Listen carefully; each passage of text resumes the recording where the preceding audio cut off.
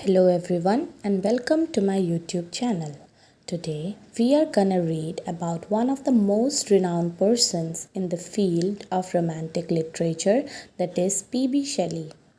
And we would get a sneak peek into his life through the reading of his poem Ozymandias. The poem was first published on 11th January 1818 and it is a sonnet which is written in iambic pentameter. He is a person who is known for his remarkable use of the lyrical verse. He was from a young age a very rebellious and unconventional child. He was influenced greatly by the ideas of French Revolution, namely justice, equality, liberty, which are shown as recurring frequently in most of his works. He was a person who stood up for individual rights and freedom. He also challenged the established norms and institutions of the society.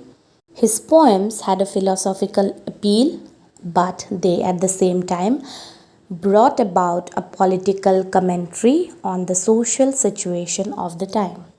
The poem that we are about to read today is based on the life of the great ruler Ramesses II, who was an Egyptian pharaoh. He was known for his mightiness and was a great warrior. The statue of Ramesses II, which was brought to the British Museum, inspired Shelley to write the poem. The poem is seen to have a satiric vein, and the poem brings about the message that time is the greatest conqueror and that the mightiness and vanity of kings will hold no power over the ravages of time. The poem brings forward the ironical message that however great physical power might be, it is temporal and decays with the passing of time. We are introduced to a traveler who describes to the speaker his visit to an ancient land.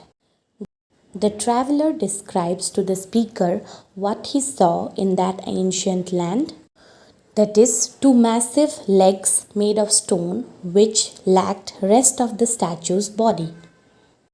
This statue was one that belonged to Ramesses II, the Egyptian pharaoh, which had now been claimed by the ravages of time, which had deteriorated it. The two vast and trunkless legs of stone stand in the middle of the desert. Although the statue has been destroyed by the ravages of time, the expressions of vanity and pride are clearly seen on the face of the statue, which shows how the sculptor clearly understood the king. The sculptor has left no stone unturned in bringing out the expressions of the king clearly in the statue. The king was very clearly an arrogant ruler who thought that his power would never come to an end. However, what the speaker seeks to highlight here is the impermanent nature of life and power. The idea of nature was one of the most important elements in the field of romantic poetry, and here the lines describing the colossal wreck suggest that nature, which is all powerful, has made its claim on the statue, ruining it and leaving everything apart from it as insignificant. The speaker sees the words, "My name is Ozymandias, the King of Kings," written on the pedestal of the statue. These words are a referral to the grandeur and power of Ramesses II. The words, "The King of Kings," describes how greatly Ozymandias saw himself.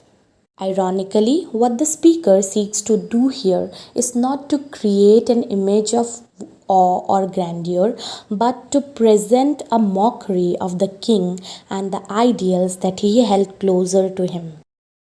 It is also a mockery about the transitory nature of human life.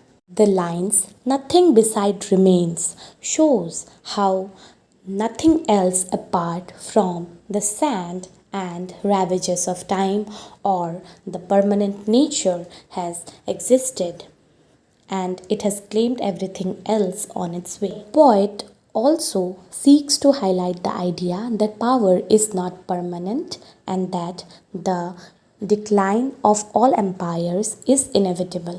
The poem is full of symbolism and imagery which brings out the element of transient nature of life. The lines, the lone and level sands stretch far away, show how nothing else beside the sand which has buried and immersed everything within its ambit remain on the desert, and that Ozymandias, who was vain enough to claim himself the king of kings, is now nothing less than a statue who is ruined and lying can also be seen as challenging the traditional notions of power.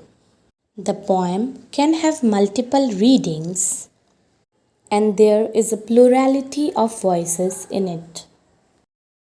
This is all for today. Thank you for watching my video and do not forget to like and subscribe to my YouTube channel for more such engaging content on literature. Thank you and have a nice day.